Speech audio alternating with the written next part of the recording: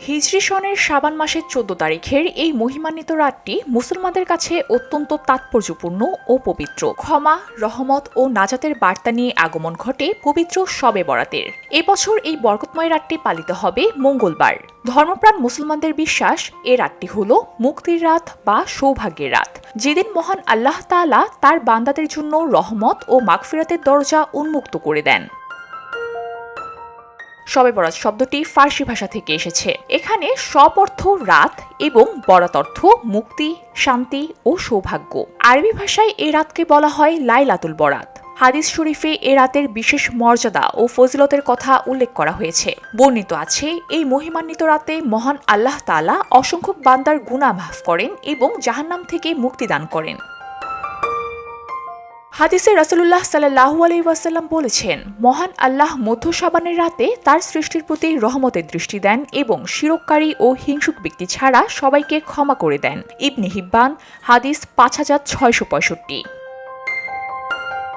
পবিত্র এই রাতে ধর্মপ্রাণ মুসলমানরা নফল নামাজ আদায়, কোরআন তিলাওয়াত, জিকির আজকার ও দোয়া মোনাজাতে মগ্ন থাকেন। তারা অতীত জীবনের ভুল ত্রুটি ও গুনাহের জন্য ক্ষমা প্রার্থনা করেন এবং ভবিষ্যৎ জীবনের কল্যাণ ও সঠিক পথের দিশা কামনা করেন। পাশাপাশি মা বাবা, আত্মীয় স্বজন, পাড়া প্রতিবেশী, সমাজ, রাষ্ট্র ও সমগ্র বিশ্বের শান্তি, সমৃদ্ধি ও কল্যাণ কামনা করে বিশেষ দোয়া করা হয়।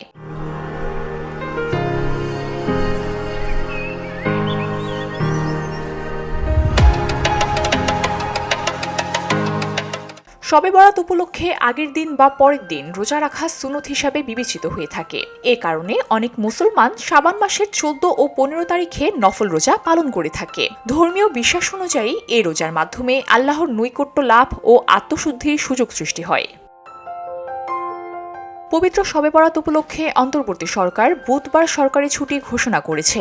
এর ফলে দেশের সব সরকারি অফিস, আদালত ও শিক্ষা প্রতিষ্ঠান বন্ধ থাকবে। বিভিন্ন মসজিদ ও ধর্মীয় প্রতিষ্ঠানে বিশেষ দোয়া মাহফিল ও ধর্মীয় আলোচনা অনুষ্ঠিত হওয়ার কথা রয়েছে।